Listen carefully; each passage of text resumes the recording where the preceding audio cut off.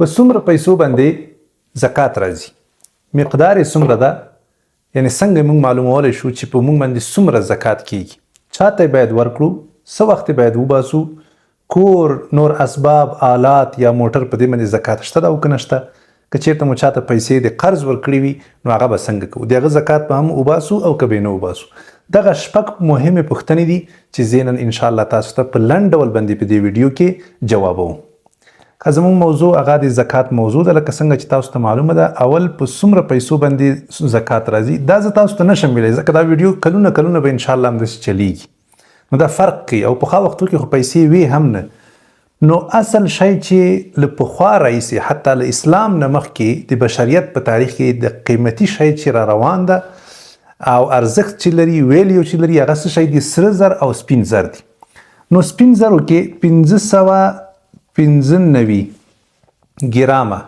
سپین زر چې ته اخیستلی شي ورباندې پوښتنه به وکړي چې 595 ګرامه دا په څومره پیسو باندې کیږي صحیح شو که نه ته به پوښتنه وکړي نو چې په هر څومره پیسو تا دومره سپین زر اخیستلی شو بس مطلب دا ده چې تا باندې زکات راځي چې تا سره دومره پیسې موجودې وي چې ته په هغه باندې 595 ګرامه سپین زر اخیستلی شي بس ته د نصاب مالک صحیح شو که نه تا باندې زکات راځي ته باید د دې زکات وباسي خو یو بل شرط ورسره ضمینه کوي هغه دا چې کال باید په دې باندې تیر شي داسې نه ده چې سمدستي په تا باندې تا سره دومره پیسې برابرې شوې که نه چې ته په هغه باندې 595 ګرامه سپین زر اخیستلی شي داسې نه ده چې سمدستي تا باندې بس زکات راشي نه دا باید تا سره تر یو کاله پورې پاتې شي صحیح شوه اوس که په کال کې نورې زیاتېدې یا کمېدې مثلا یو دم 500 ګرامه سپین زرو پیسې تا سره پاتې شوې د کال په جریان کې کمې شي زیاتې شي هغه ته اعتبار نشته ته به صرف د کال په اخره کې ګوري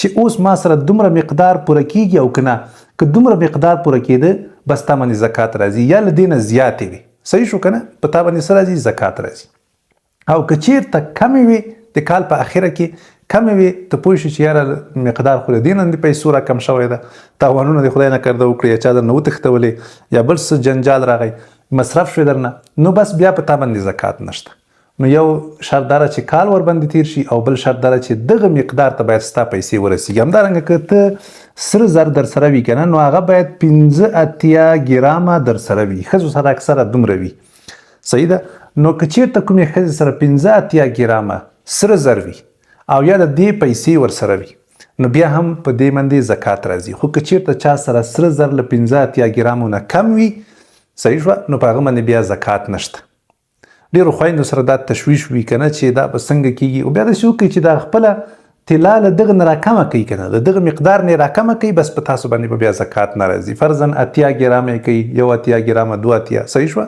نو تا باندې به بیا هر کال زکات نه راځي تی بېغمه استعمالولی شي خو که چېرته له دې نه زیاته وي بس بیا به ته د هغه زکات وباسي راجح قول همدغه ده چې د ښځو په دغه طلا کې چې استعمالیږي په دې باندې هم زکات راځي ګر چې ډېرو علماو په دې کې اختلافات کړي دي او ځینو علماو ترجیح دې ته ورکړی ده چې ښځه که چېرته طلا ولري که 85 ګرامو نه زیاته هم وي بیا پرې زکات نه راځي خو دغه خبره دغه قول ډېر زیات شرطونه ورته ایښي که زه تاسو ته هغه دلته ولیکم یا واضح کړم نو لاره به درنه ورکه سي نو ښه خبره دا ده چې بس احتیاط هم په دې کې ده چې دا ښځو څومره طلا لري دا چې ساتلی وي نو بس په دې باندې زکات راځي په شرط د دې چې کال ورباندې تیر شي او بل شرط دا ده چې دا 85 ګرامه وي او لا یې له دې نه زیات وي ښه مقدار یې څومره ده یعنې موږ تاسو به څومره پیسې وباسو صحیح شوه د دې مقدار اسانه طریقه دا ده چې 2.5% ده 2.5% دا موږ تاسو باید زکات وباسو صحیح شوه یعنې په هر 40 افغانیو کې یوه افغانۍ فقط د زکات مقدار فرضاً یو چا سره دا 10 لکه صحیح شوه که نه 10 لکه افغانۍ دي 10 لکه انشاءالله چې غلط شوی به نه یم په دې صفرونو کې 10 لکه افغانۍ دي دا افغانۍ به تقسیم کې په څو باندې دا به جمع کوي نه بښنه غواړم دا به تقسیم کې په 40 باندې بس چې د دې مقدار هر څو راووته هماغه د زکات مقدار ده فکر کوم 25,000 افغانۍ راوځي صحیح شوه که نه 25,000 افغانۍ دا به څه وکړي دا به زکات وباسي صحیح ده نو هر څومره هغه چې ته لرې پیسې چې ته لري مقدار یې داسې راویستل کېږي معلومیږي چې ته به 2.5% یا راوباسې یا به داسې وکړي چې دا ټول سرمایه دی چې څومره ده هغه به په 40 باندې تقسیم کړي بس 400 نتیجه راووته هماغه د زکات مقدار ده هماغه ته وباسه. ته ډالر لري هغه به هم په 40 تقسیم کړي، ته افغانۍ لري هغه هم په 40 تقسیم کړي، ته کلدار لري په 40 تقسیم کړه، تومن لري په 40 تقسیم کړه. صحیح شوه؟ اسانه د حل لارې دغه ده چې موږ ډېر په اسانۍ سره د دې نتیجه راوباسو. په 40 یې ولې موږ تقسیمو ځکه هماغه 2.5% راوځي که نه. صحیح شوه؟ نو 2.5% او یا په 40 باندې تقسیمول د خپلې سرمایې کومه نتیجه چې راووتله هماغه د دې مقدار ده او ته په اسانۍ سره بیا ویستلی شي. چاته یې باید ورکو؟ دا په دې کې غریبان راځي. صحیح شوه؟ غریبانو ته یې ورکوي، یتیمانو ته یې ورکوي، مسکینانو ته یې ورکوي. صحیح شوه؟ خو تر ټولو غوره مستحق څوک ده؟ تر ټولو غوره مستحق هغه خپلوان دي چې ستا په خپلوانو کې داسې څوک وي چې هغه غریب ده، بیچاره ده، څه شی نه لري، لوېدلی ده، محرومه ده، نو تر ټولو غوره او بهتره او ډیر ثواب چې لري هغه خپلوان لري.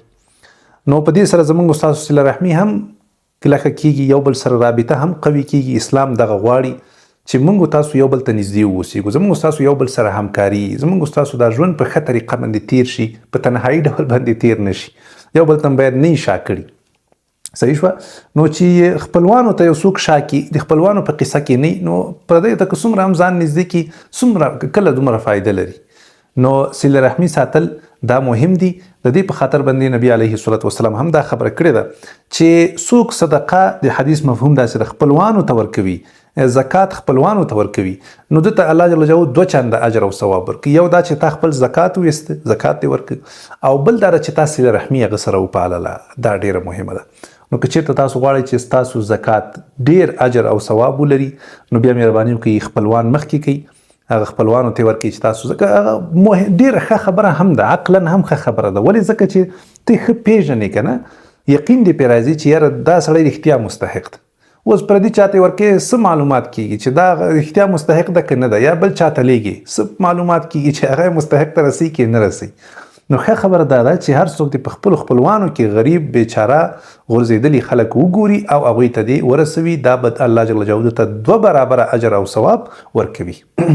یوه خبره زه تاسو ته وایم او هغه ډېره جالبه خبره ده چې هغه په کتابونو کې هم نشته او کیدای شي تاسو له بل چا نه وانه ورئ. په دې باب کې ډېره مهمه خبره درته کوم، هغه دا ده چې تاسو کولی شئ د خپل زکات خپلو کارمندانو سره چې تاسو سره مصروفه دي او کار کوي، ستاسو په شرکت کې، ستاسو په مثلا په پوهنتون کې تاسو یو بل کاروبار لرئ که نه، تجارت هم روان کړی، تاسو سره خلک مصروفه دي او غریبان دي او تاسو یې پېژنئ، حقوی ته یې ورکړئ. دا هم یو ډېره بهترینه پالیسي ده چې تاسو یې لرئ.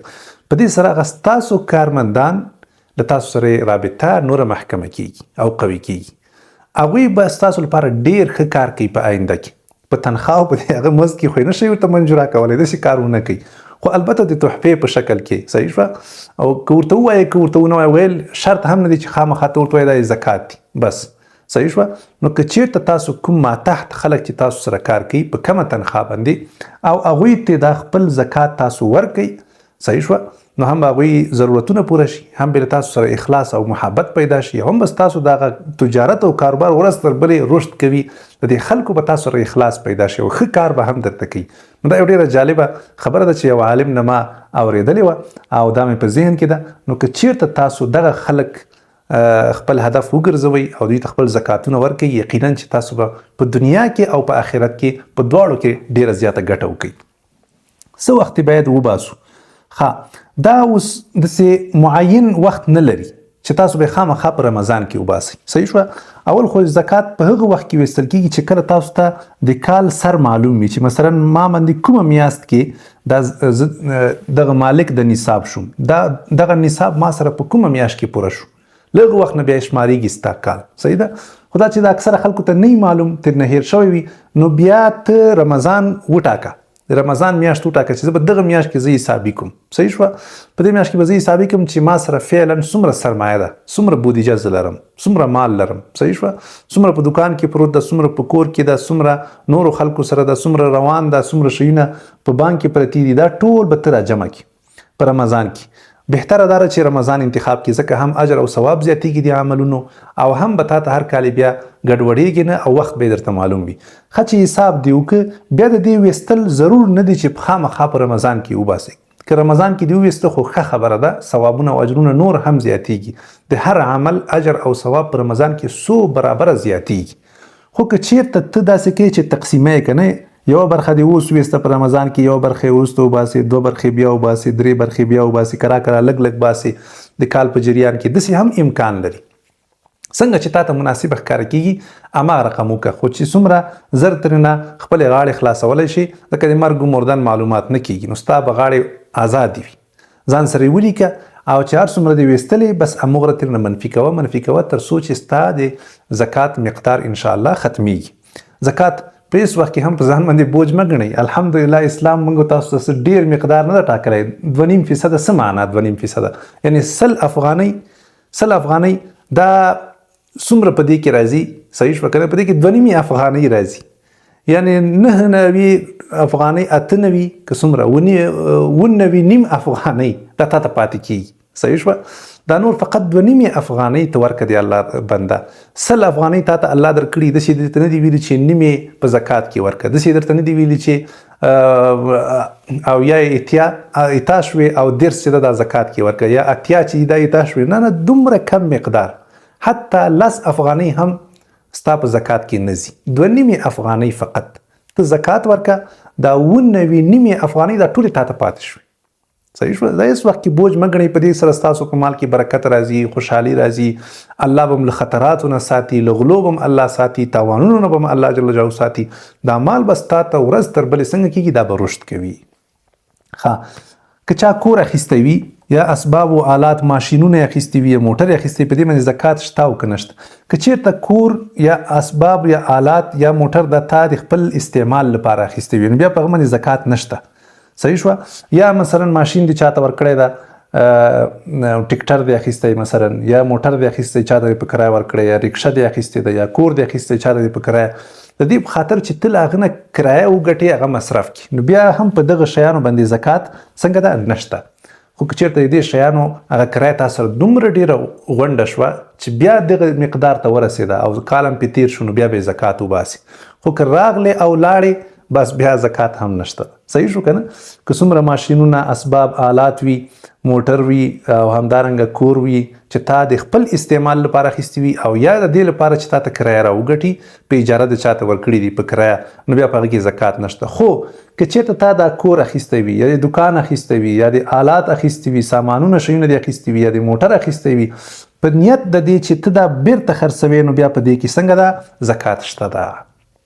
ځکه بیا دا تجارتي سامان شو کنه، ته دا تجارت کوي کنه، دا شیان اخلي او خرڅوي، نو دا خو بیا ستا تجارت روان شو، کاروبار دی روان شو، نو په دې کې چې څومره پیسې ته بندوي ته بیا په هغه کې زکات هم وباسي. صحیح شو کنه؟ اخرنۍ خبره چې دا ویډیو ډېره اوږده نه شي، هغه د قرض خبره ده. تا یو چاته قرض ورکړی، اوس ته به د دې زکات وباسي او که به یې نه وباسي.